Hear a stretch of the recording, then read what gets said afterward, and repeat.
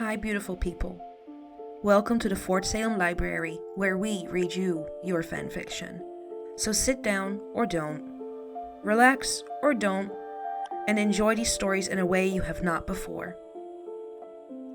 We at Fort Salem Library do not own Motherland Fort Salem or any of the related characters. The Motherland Fort Salem series is created by Elliot Lawrence and owned by Freeform. This story is a work of fanfiction and is meant for entertainment only. We are not making any profit from these stories. All rights of the original Motherland Fort Salem story belong to Freeform. We also do not own All Secrets Keep or any of its original characters and storylines. We did, however, get permission from the author to read their story. This story was created and written by Lisbeth_1, and you can find the link in our show notes. This story is being read to you by Celine.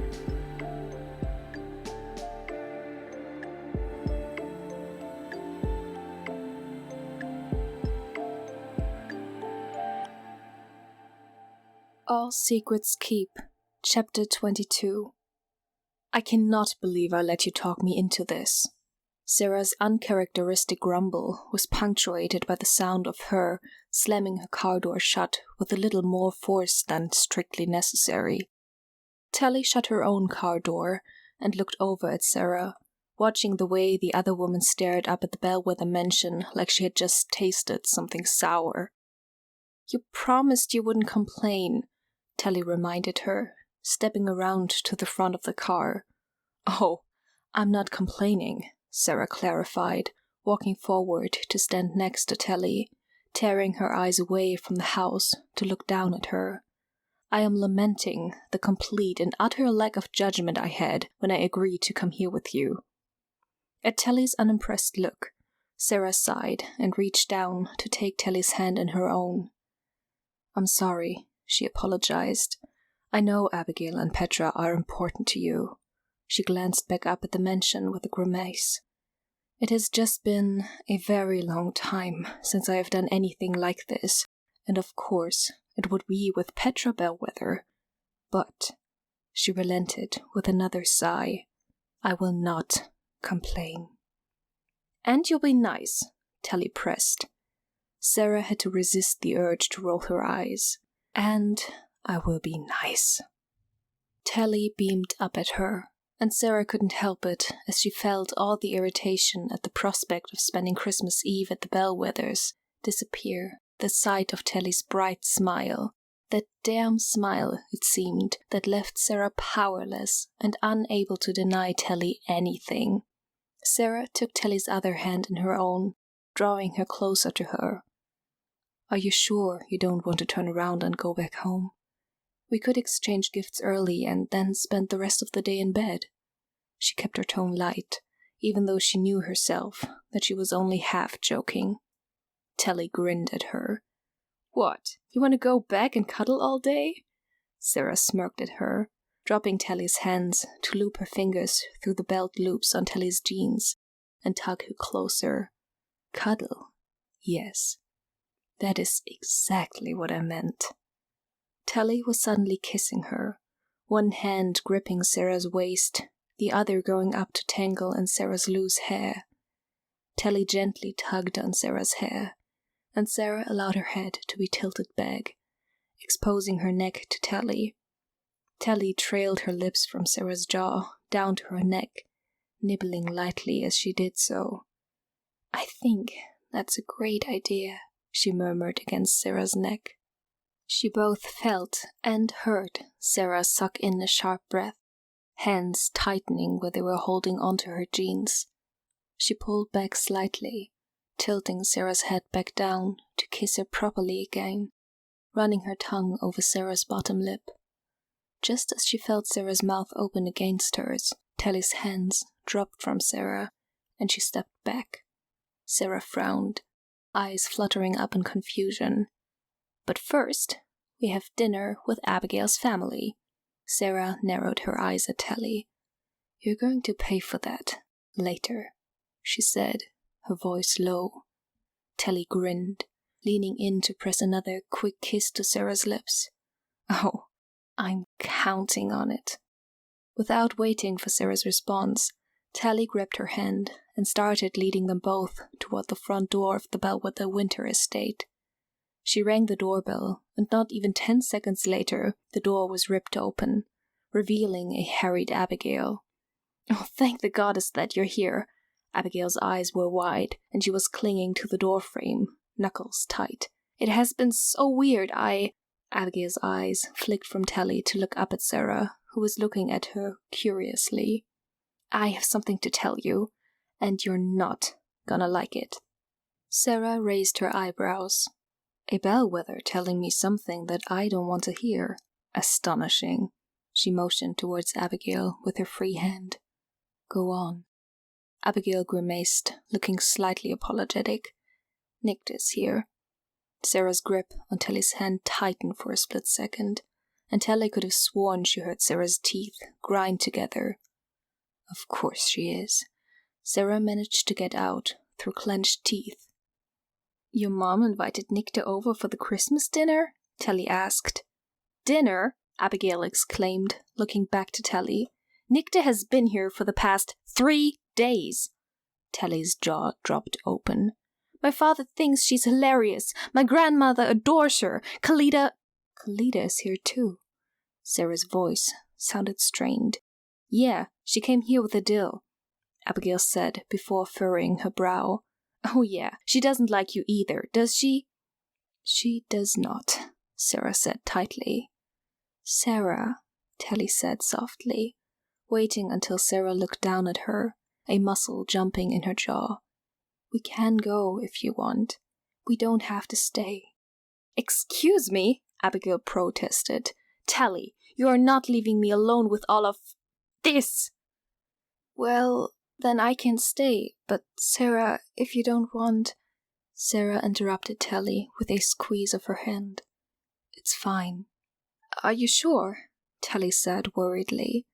"I don't want you to—" "Tally," Sarah said with a soft sigh, "I am used to being around people who do not like me, and I do not want to spend our first Christmas Eve together apart."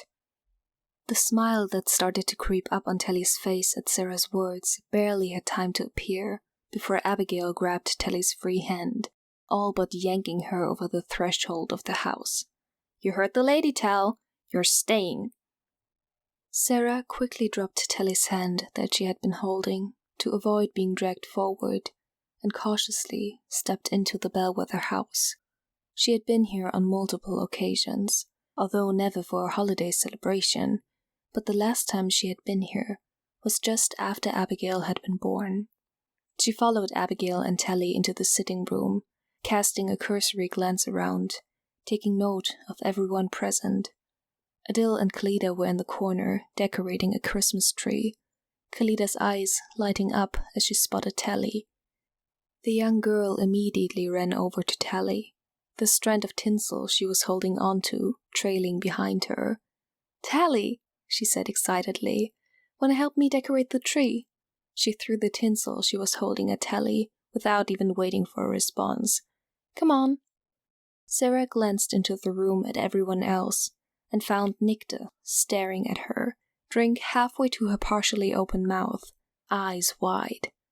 She clearly had not been expecting Sarah to walk into the room, and Sarah couldn't help the slightly twisted sense of pleasure she got from the displeased expression on Nicta's face. Nicta abruptly stood up from the couch where she had been sitting and stalked out of the room, crossing into the adjoined dining room where Sarah could see Petra watching as the waitstaff set and organized the dinner table. She couldn't hear what was being said as they started talking, but judging by the tense way that Nicta was holding herself and the not-so-subtle glance that Petra threw Sarah's way, she had a feeling it was about her presence at the dinner. She felt someone come up next to her, and she looked away from the arguing couple in the dining room to find Abigail holding 2 glasses of whiskey, one of them being offered up towards her. "You look like you could use this," Abigail said, somewhat slyly, taking a drink from her own. Sarah didn't say anything, but she took the glass that was being offered to her and took a large drink from it, glancing around the rest of the room. Abigail's grandmother was nowhere to be found, and only 2 of Petra's husbands, Claude and Anton, were present, the former reading a book and the latter dozing off in his armchair. "Will your grandmother be joining us?" Sarah asked. Minerva was one of the few people she could actually stand to be around, and one of the few people here that could actually stand to be around her in return. "No, she's at my aunt's tonight," Abigail replied. "She's coming back tomorrow, though." Sarah just hummed in response, turning her attention back to the tree in the corner, which was now being ignored by the 3 people who were supposed to be decorating it in favor of throwing tinsel at each other. Sarah smiled to herself at the sight of Telly laughing, silver tinsel strewn throughout her hair, and took another sip of whiskey. "It's weird, isn't it?" Sarah raised her eyebrows and turned back to look at Abigail. The younger bellwether was staring out into the dining room at her mother and Nicta. Sarah felt her face contort into a slight grimace when she followed Abigail's gaze to find Petra with a gentle hand on Nicta's shoulder, thumb stroking her shoulder softly. "That is understating it," Sarah said, turning away to look back at Abigail. "You don't approve?" Abigail looked up at Sarah, looking somewhat guilty. "I don't know. My mom seems happy, which I'm glad for, but at the same time—" She trailed off, staring into her glass. "Why, Nicta?" Sarah supplied, seeming to understand Abigail's hesitation. "Yeah," Abigail said with a heavy sigh. "Why, Nicta?" Sarah sighed, and she glanced back to the corner with the tree, chest filling with warmth at the sight of a tinsel-covered Telly lifting a laughing Kalida over her head so that she could put the star on top of the tree. "Love is a strange thing, Abigail," she heard herself say. "It doesn't always lead you to where you think you're going to end up, but you will always end up where you were meant to be." "I had no idea you were such a romantic." Abigail's tone was teasing, but when Sarah looked back at her, the smile on her face was genuine, one that Sarah found herself returning. "Do try to keep that a secret." Sarah kept her tone light as she lightly twirled the glass of whiskey in her hand. "I do have a reputation to uphold." Abigail just smirked in response, before glancing back out into the dining room, where all the tension between Petra and Nicta seemed to have dissolved. "Hey, Sarah." "Yes." "If Nicta breaks my mom's heart, wanna help me beat her up?" Sarah barked out a laugh, and she held her now almost empty glass out towards Abigail, who clinked hers against Sarah's with a grin. "It would be my absolute pleasure." "Bells." Nicta's voice was tight as she stalked into the dining room, and Petra turned around with a frown. "Something wrong?" "Is something wrong?" Nicta repeated almost in disbelief. "You didn't tell me that she was going to be here." Petra's frown deepened, and she glanced out into the sitting room to find Sarah standing somewhat awkwardly, and she sighed. "I didn't know she was going to be here." Nicta's eyebrows rose. "I'm sorry, you expect me to believe that you didn't know that Sarah Alder was coming to your house for Christmas?" "Yes," Petra said tightly, noting the way that Nicta's disbelieving expression didn't change. "I had told Telly that she could bring her girlfriend along to dinner if she wanted, but that was before I knew said girlfriend was Sarah, and I honestly never expected Sarah to show up. I never imagined that she would have willingly agreed to it." Nicta's expression twisted slightly, and she glanced back out at Sarah in the living room. Petra reached out to place a comforting hand on her shoulder. "Nick," she said softly, watching the way Nicta's dark eyes immediately bounced back to her. "If I had known that she was coming, I would have told you. I wouldn't have sprung it on you like this with no warning." Nicta sighed heavily, closing her eyes and shaking her head. "Okay, I'm sorry." "Is this going to be a problem?" Petra asked. Nicta's eyes opened only for her to roll them. "I think I can handle one night with Sarah Alder." "That's the thing," Petra said gently, a confused look overtaking Nicta's features. "This isn't going to be a one-night deal." Nicta shook her head. I don't follow. Petra hesitated, feeling Nicta's eyes flick all over her face.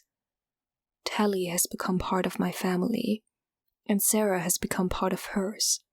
She watched Nicta's throat bob in a swallow, and I don't think that will be changing anytime soon.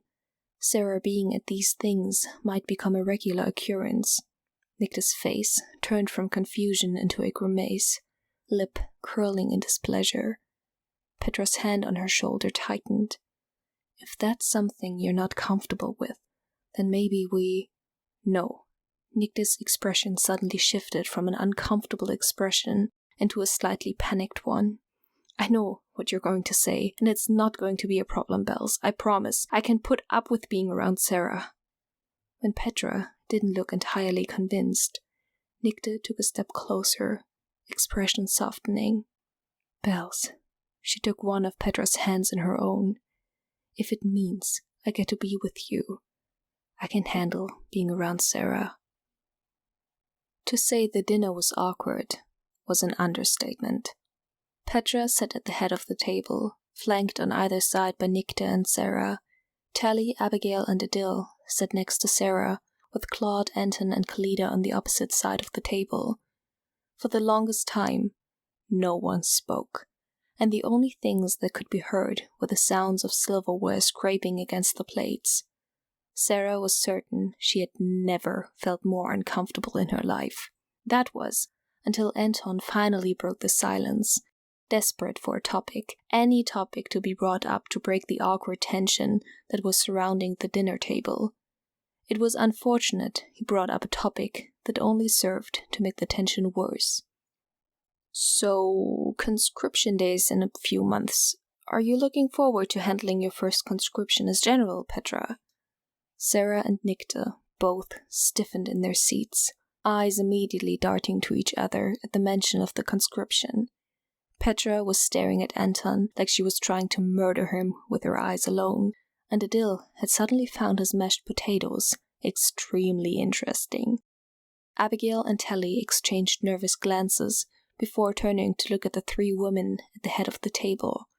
Only Claude and Kalida seemed oblivious to it all. Yes, how are you looking forward to handling your first conscription day, General?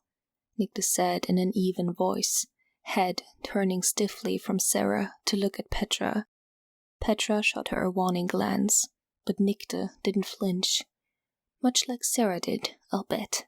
Nicta continued, telling all those ignorant and naive girls that they're destined for greatness and that they finally found a home, when in reality half of them will be dead inside 5 years.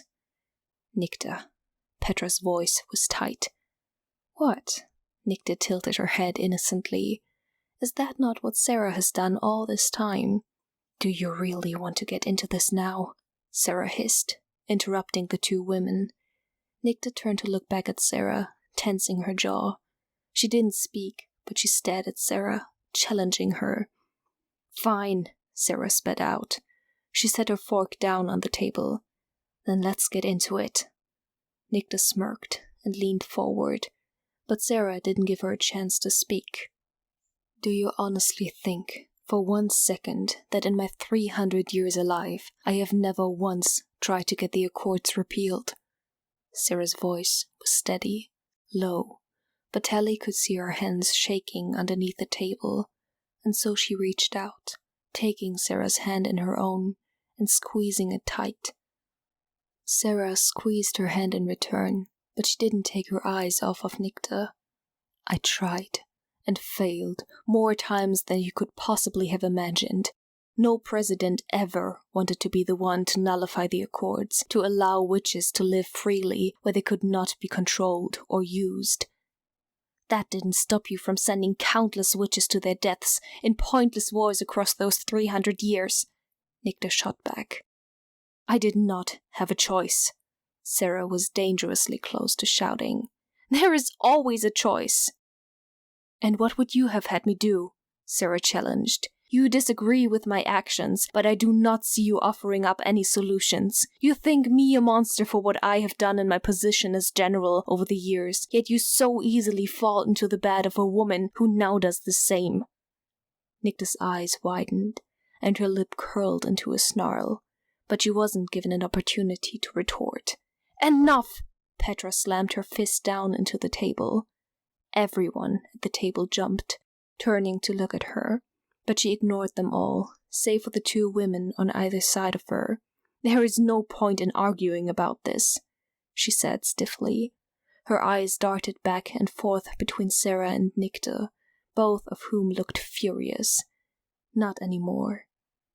And what exactly is that supposed to mean? Sarah demanded loudly. Petra sighed, propping one of her elbows onto the table and leaning her head into her hand with a heavy sigh. This isn't how I wanted to tell you. She lifted her head to look back and forth between them again.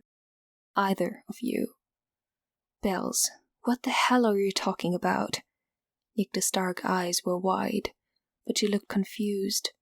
Petra closed her eyes, taking a deep breath. The Accords are no longer active. The contract binding them has been broken. There were several scattered gasps around the table, Adil even lifting his head from staring at his mashed potatoes to look at Petra in shock. Nicta looked like she wanted to launch herself across the table to kiss Petra. How? Sarah demanded. She had tightened her grip on Telly's hand at Petra's words, feeling suddenly lightheaded. That is not possible. How have you managed to get them repealed when I have tried and failed so many times? How did you? It is nothing I did, Petra said softly, turning to look at Sarah fully. I'm sorry, Sarah. I wish there was an easier way to tell you this. Tell me what?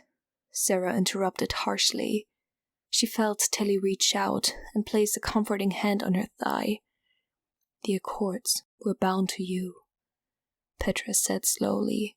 Your life force, specifically. When you died, nobody at the table missed the way Telly flinched at this. The supernatural component to the contract faded, rendering the Accords useless. The contract is no longer binding. Wade came to me after your death and explained the whole situation to me. Petra paused, giving Sarah time to process her words. Sarah's face had gone white, blue eyes wide and unblinking as they stared at Petra in shock. It is why they traded the session for the biddy magic. Petra was speaking carefully, gauging Sarah's reactions. She had never seen the other woman so off-kilter before, and it unnerved her.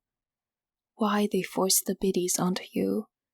They knew that once you died, they would no longer be able to conscript us, so they wanted to make sure that you would live as long as possible. So there's no more conscription? Abigail's stunned voice sounded from beside Telly for the first time since sitting down at the table. No, Petra glanced at her daughter. From now on, witches who join our ranks will only do so because it is their choice. Wade had originally tried to get me to reinstate the Accords, this time binding myself into the contract. I refused, of course, but she was not happy about it. She glanced back at Sarah, who looked like she was going to pass out at any moment. When she found out that you were alive again, she tried to get me to make you re-sign them. I refused that as well, telling her that I would not force you, or anyone else for that matter, into signing the Accords, and subsequently the biddy program. Why didn't you tell me? Sarah and Nicta spoke at the same time, both of them staring at Petra in varying degrees of shock. Wade was very insistent, Petra defended herself. She only just gave up on getting me to re-sign the Accords 2 days ago. There is going to be an official announcement after the new year. I was going to tell you both before then. Sarah suddenly stood up from the table, her chair scraping against the hard wood floor. Her eyes were wide, and she stood still, breathing heavily for a few seconds, everyone staring at her in concern. "I need some air," she managed to get out before she turned and all but ran out of the room. Tally didn't even hesitate as she stood up from her own chair and took off after Sarah, following her down the hallway and out the front door. Sarah stopped at the bottom of the stairs, leaning over as she braced her hands on her knees, her breath visible in the cold night air as it came and went in short gasps. Tally immediately raced down the stairs, placing a hand on Sarah's back. There was a heavy snow falling around them, immediately beginning to cover them both in a white dust. "Sarah," she said gently, the worry seeping into her voice. "Are you okay?" All this time, she heard Sarah rasp out. The other woman was shaking, but Tally had a feeling it had nothing to do with the cold. All this time, they kept me alive. All those women who sacrificed themselves for me.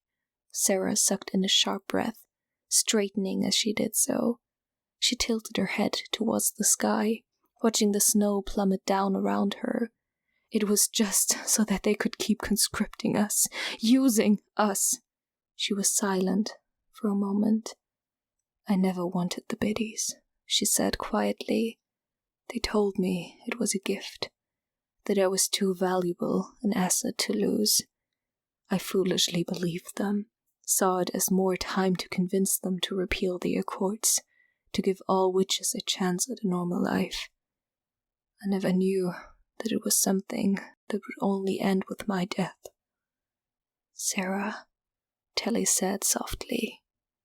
Sarah felt Tally step closer to her, into her personal space, and then Tally's arms wrapped around her neck, pulling her close.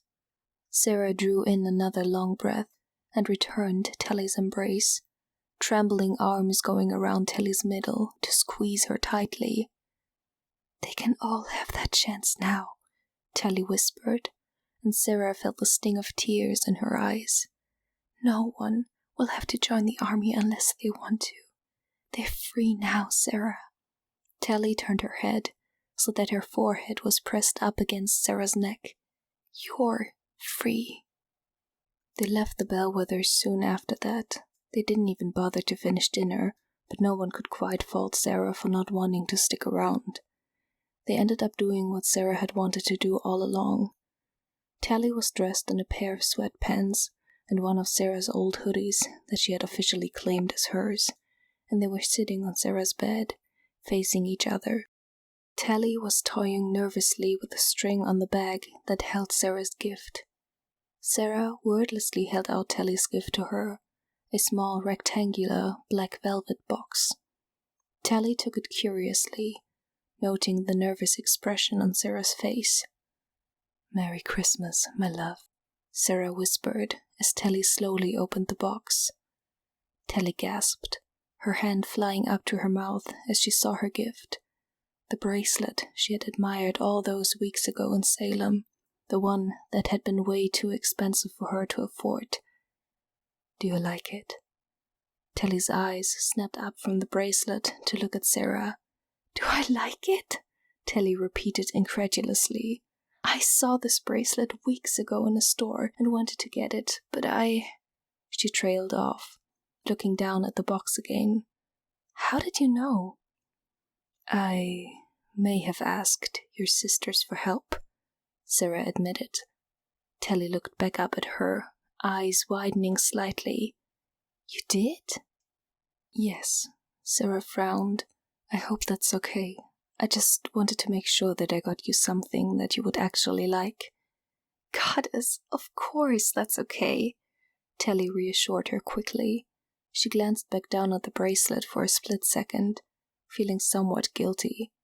"But, Sarah, this was like... really..." Sarah quickly pressed a finger to Tally's lips, silencing the protest she had been expecting. "Do not worry about that, please," she said.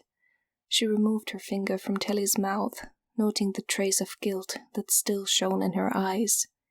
"I have more money than I could ever know what to do with, and I would gladly spend some of it on you if it means buying you things that make you happy.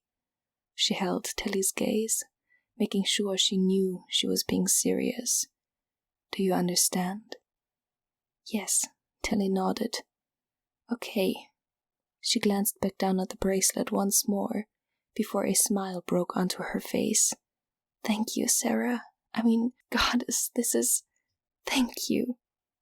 Sarah gently grasped Tilly's chin and pulled her in to press a short, sweet kiss to Tilly's mouth.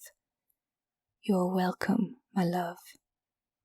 Tilly was still grinning as Sarah released her, and she set the box holding the bracelet aside, feeling the flutter of nerves in her stomach as she picked up the bag containing Sarah's gift and held it out to her. Merry Christmas, Sarah. Sarah took the bag, looking at it curiously, but she didn't say anything as she set it down on her lap and reached inside of it, pushing past the tissue paper on top. Tilly's nerves skyrocketed as Sarah's hand closed around what was hidden in the bag, and Sarah arched an eyebrow at her, curiously. Sarah slowly pulled the scourge out of the bag, the thick, black leather accented with a strip of red braided through it, the color that Sarah had so long ago told Tilly was her favorite. Oh! Sarah let out a shocked breath as she set the scourge in her lap, staring at it. She ran her fingers over the braided leather, tracing the path of red. Tilly, this is... It took me a really long time. Tilly laughed nervously. Sarah's head snapped up to look at her, hand freezing. I kept messing up and then I got the idea to add the red, so I had to start all over again and I... Wait. Sarah's voice sounded strangled. Tilly, you made this. She was staring at Tilly, her blue eyes wide. Yeah, Tilly bit her lip. The witch-father taught me how, but it still took me a couple tries. I had him go over it once I was done, just to make sure it was up to army standards, but... Tilly's eyes widened when she saw tears form in Sarah's eyes, and for a brief second she was afraid she had done something wrong. Sarah, Tilly was suddenly cut off, as Sarah pushed herself forward on the bed, once again capturing Tilly's lips with her own in a fierce kiss, hands going to either side of Tilly's face.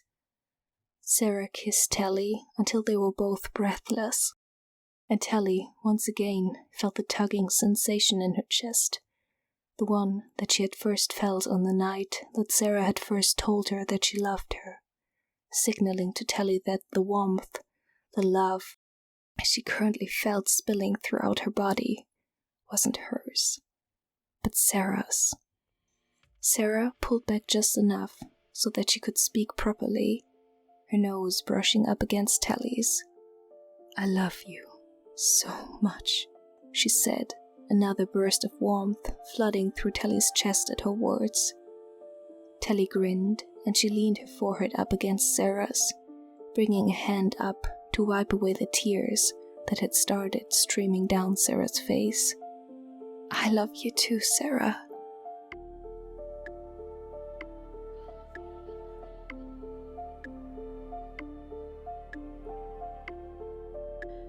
Please find the fanfiction you just listened to on Archive of Our Own and leave the author some love.